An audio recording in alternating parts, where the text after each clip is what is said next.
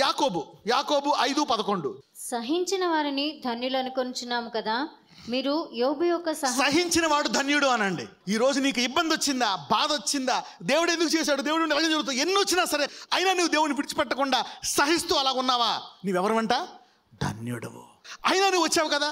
మీరందరూ ఇన్ని భావనలు ఇక్కడ ఎందుకు ఉన్నారో తెలుసా, మీరు ధన్యులు కాబట్టి, సహిస్తున్నారు కాబట్టి. సహించువాడు ఏంటంట, ధన్యుడు. ఎన్నన్నా ఉన్నాయి, నీకు sugar, BP, thyroid, cancer, AIDS అన్నీ ఉన్నా సరే నువ్వు వచ్చి ఇక్కడ కూర్చొని ఇంకా వాక్యం వింటున్నావా, అప్పులు పాలైపోయినా నీవు ధన్యుడు. ఎందుకంట, చదవండి, సహించిన వారు ధన్యులని కొనుచున్నాము. మీరు యోబు యొక్క సహనమును గూర్చి వింటిరి. చూడండి, ఇన్ని పోయినా సరే యోబు దేవుడిని శపించి విడిచిపెట్టేశాడా, అలాగే దేవుడిని పట్టుకున్నాడా.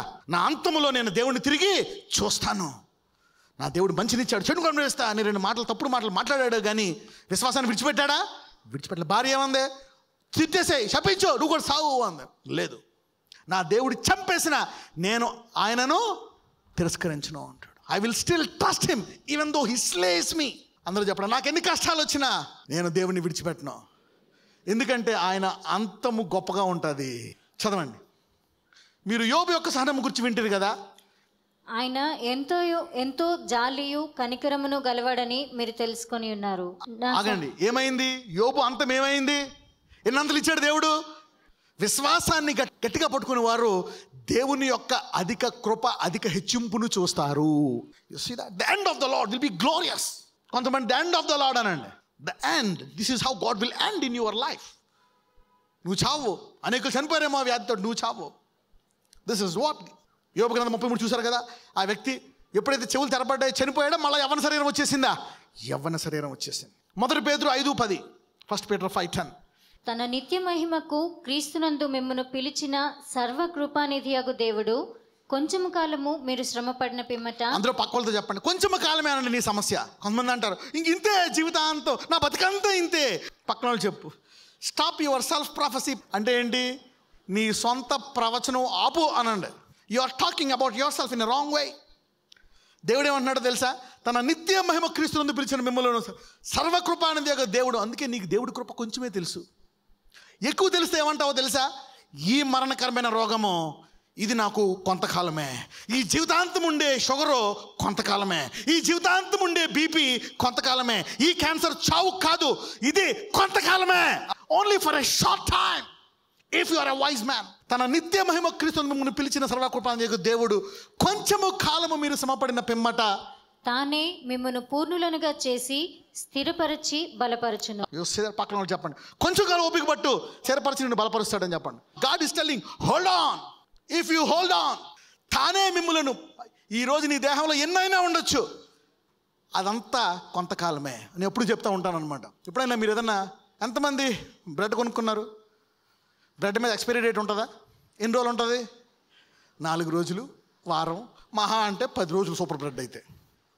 ఓకే, మరి దేవుడు కూడా ఏమంటున్నాడో తెలుసా, నీ కష్టాలు కొంచెం కాలం ఏంటి, ప్రతి కష్టం మీద డాక్టర్లు ఎయిర్ ఎక్స్పైరీ డేట్, దేవుడు అంటాడు ఇది కొంచెం కాలమే. God has put an expiry date. If you don't know God you will see it as a permanent problem. నీకు దేవుడు తెలియకపోతే ఎక్స్పైరీ డేట్ కనపడదు, జీవితాంతం ఉంటుంది అనుకుంటావు నువ్వు. కానీ నీకు దేవుడు తెలిస్తే నీ ప్రతి దరిద్రము, వ్యాధి, రోగం మీద ఏ డేట్ ఉంది, అది ఎంతకాలము. ఆ తర్వాత మిమ్మల్ని పూర్ణులుగా చేసి, స్వస్థపరిచి, ఆశీర్వదించి, మీ ఆయన్ని మార్చి, మీ ఆవిడ్ని మార్చి, నీ పిల్లల్ని మార్చి, నీ అప్పులు తీసేసి, నీ రోగాలు తీసివేసి, నిన్ను స్థిరపరిచి, బలపరిచి, సాక్షిగా నిలబెడతాడు. If you hold on, the end of the Lord. అందరూ చెప్పండి, దేవుని అంతము ఘనముగా ఉంటుంది. He will not leave you like that. నీకెన్నన్నా ఉన్నాయి, ఎంతకాలమైనా ఉన్నాయి. ఈ రోజు నుంచి నీ 10, 20, 30 సంవత్సరాల రోగాలు అంతమవుతుంది. 10 సంవత్సరం నుంచి అది ఈ రోజు నుంచి ఆరంభమవుతుంది. These are life changing sermons. కీర్తనలు 30వ కీర్తన 5వ వచనము. ఆయన కోపము నిమిషమాత్రం ఉండును, మరి ఆయన దయ ఆయుష్కాలం అంతయు నిలుచును.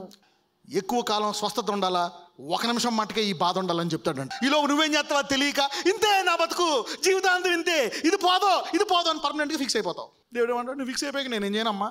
ఒకసారి దేవుడు ఏం చెప్పాడు తెలుసా, ఐ కెన్ హ్యాండిల్ ఎనీథింగ్. నేను దేన్నైనా హ్యాండిల్ చేయగలను, ఒకటి మట్టుకు హ్యాండిల్ చేయలేను అన్నాడు. ఏంటో తెలుసా, ప్రైడ్. ప్రైడ్ అంటే ఏంటి, నాకంటే ఎక్కువ, నాకంటే. సైతానుడు ఏమన్నాడు, నేను ఆయనకంటే ఎక్కువ హెచ్చబడదు, అందుకని వాడిని కిందకి తోసేశాడు. ఏదైనా నేను చేయగలను, కానీ నీకు నువ్వు ఫిక్స్ అయిపోతే నాకంట గొప్పగా అదొకటి హ్యాండిల్ చేయలేడు. God cannot handle pride. He has to push that low. He can handle everything. He cannot handle pride. That's the problem.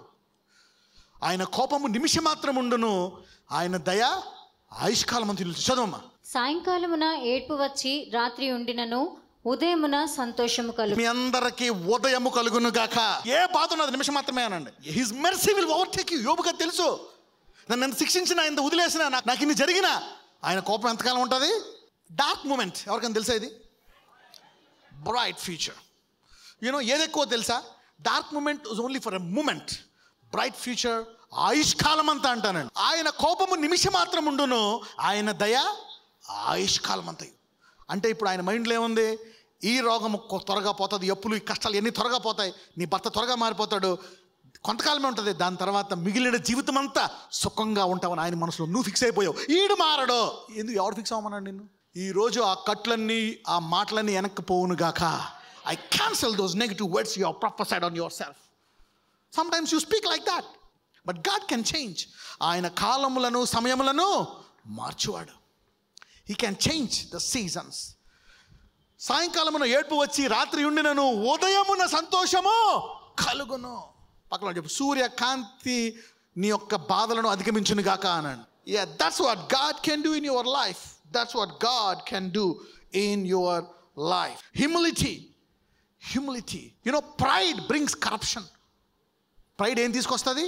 Corruption. Pride makes you cheat, లై, ఫోర్జ్, మెస్ అప్. ప్యూరిఫై. ఈరోజు అడుగుదామా దేవుడిని, శరీర మాలిన్యాలన్నీ తీసేయమని అడుగుదామా? Yeah, నా కన్నును పవిత్రము చేయను ఆయన, నా నాలుకను పవిత్రము చేయను ఆయన. ఓకే, యా, నా గర్వాన్ని తీసివేయను ఆయన. బ్లస్ మీ. నువ్వు అలా చేస్తున్నప్పుడు ఆటోమేటిక్గా నీకు హెచ్చింపు వచ్చేస్తుంది. నన్ను హెచ్చింపంటే రాదు. ఇవి తీసుకున్నప్పుడు ఎందుకో తెలుసా? మీకు ఒక మాట చూపిస్తాను. 2 తిమోతి 2:21. ఒక్కోసారి నీకు తెలియదు, ఈ ప్రార్థన వేస్ట్ అనుకుంటావు, నాకు డబ్బులు అది ఇది అంటే బ్లెస్ అని అనుకుంటావు. రివర్స్ అనండి. అప్పుడప్పుడు రివర్స్ గేర్ ప్రార్థన. రివర్స్ గేర్ అసలైన గేరు, ముందు గేరు. పక్కన చెప్పండి, విశ్వాసంలో రివర్స్ గేరే అసలైన గేర్ అనండి. అందుకే దేవుడు ఏమంటాడో తెలుసా? ఫూలిష్నెస్ ఆఫ్ ప్రీచింగ్ అంటాడు. అవునా? ఏమంటాడు ప్రీచింగ్ని? ఫూలిష్నెస్. చూడండి, ఎవడైనాను వీటిలో చేరక తన్ను తాను పవిత్రపరచుకునే ఎడల వాడు అంటే నువ్వేం చేస్తున్నావు? నాలో ఇది తీసేయి ప్రభువా, ఇవి తీసేయి, నా మళ్ళీ నేను చేసుకున్నా చైనా ఆయన అంటే ఏం చేసుకుంటున్నావు? నువ్వేం చేసుకుంటున్నావు? పరిశుద్ధపరచుకుంటున్నావు. యజమానుడు వాడుకొనుటకు అర్హమై ప్రతి సత్కార్యమునకు సిద్ధపరచబడి ఘనత నిమిత్తమైన పాత్రయై ఉండు. When you purify yourself, every blessing will load you. ఎవడైనా నువ్వు వీటిలో చేరక, అంటే లోకమాలిన్యంలో చేరక తన్ను తాను పవిత్రపరచుకునే ఎడల వాడు, అంటే ఇప్పుడు ప్రార్థన చేస్తాం ఈ తీసుకునే సంవత్సరం అంతా, వాడు పరిశుద్ధపరచబడి యజమానుడు వాడుకొను తకు అర్హమైన ప్రతి సత్కార్యమునకు సిద్ధపరచబడి ఘనత నిమిత్తమైన పాత్రయై. నాకు అది ఇది అని ప్రార్థన చేయాలా? ఎన్ని తీసేయి నాయన అని ప్రేయర్ చేసుకోవాలా? అంటే ఏం చేసుకుంటున్నావు? నువ్వు పరిశుద్ధపరచుకుంటున్నావు. అప్పుడు హెచ్చింపబడడానికి సిద్ధమైన పాత్రలో ఉంటావు. You tell God, lift me up. ప్రభువా, నా నాలుకను సరళము చేయి, నా బుద్ధిని మార్చు.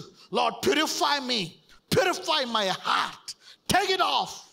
మోర్ గ్రేస్, అధిక కృప అనండి. This is more grace, purifying.